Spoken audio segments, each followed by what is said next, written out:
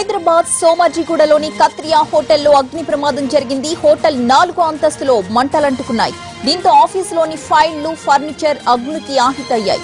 మరోవైపు మంటలు మరింత వ్యాపించాయి. ప్రమాదం విషయం తెలియగానే 3 ఫైర్ ఇంజన్లు ఘటనా స్థలానికి చేరుకున్నాయి. ప్రస్తుతం మంటలను ఆర్పే ప్రయత్నం చేస్తున్నారు. అయితే ప్రమాదానికి కారణం ఏమిటి అనే విషయం మాత్రం ఇంకా తెలియరాలేదు.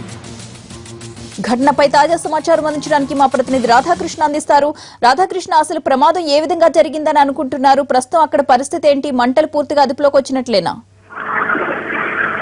ఇవాళ సోమాజిగూడలో ఉన్న కత్రియా హోటల్లో 4వ అంతస్తులో ఒక్కసారిగా తెల్లవారుజామున మంటలు అంటుకోవడం జరిగింది. అక్కడ ఉన్న సిబ్బంది బయటికి పొగలు వస్తుండడాన్ని గమనించి వెంటనే పైన 4th ఫ్లోర్ లో ఉన్న వాళ్ళని అప్రమత్తం చేయడం జరిగింది. అక్కడ ఉన్న వాళ్ళని వెంటనే కిందకి తీసుకొని రావడం జరిగింది. ఆ తర్వాత లోపల హోటల్ కావడంతో ఎక్కువగా ఫర్నిచర్ కూడా ఉండడం జరిగింది. దీంతో మంటలు ఒక్కసారిగా అంటుకున్నాయి. 4వ అంతస్తు నుండి పైకి 5వ అంతస్తు వరకు కూడా మంటలు చేరుకోవడం జరిగింది. ప్రస్తుతం 3 ఫైర్ ఇంజన్లు రంగంలోకి దిగాయి. మంటలు నాశకు ప్రయత్నం చేస్తున్నారు. మరొక వైపు కరెంటు వైర్లతో పాటు ఇటు ఫర్నిచర్ ఎక్కువగా ఉండడంతో మంటలు ఇంకా అదుపులోకి రావడం లేదు. ప్రస్తుతం మంటల్ని అదుపులోకి తీసుకొచ్చేందుకు ఒకవైపు ప్రయత్నం చేస్తున్నారు. మరొక వైపు ఈ సంఘటనలో ఎలాంటి ప్రాణ నష్టం మాత్రం జరగలేదు. కేవలం ఆస్తి నష్టమే జరిగింది. ఇప్పటి వరకు మాత్రం 2 అంతస్తులు మంటలు అంటుకున్నాయి. వాటిని అదుపులోకి తెచ్చేందుకు ప్రయత్నం చేస్తున్నారు. 3 ఫైర్ ఇంజన్లు వచ్చాయి.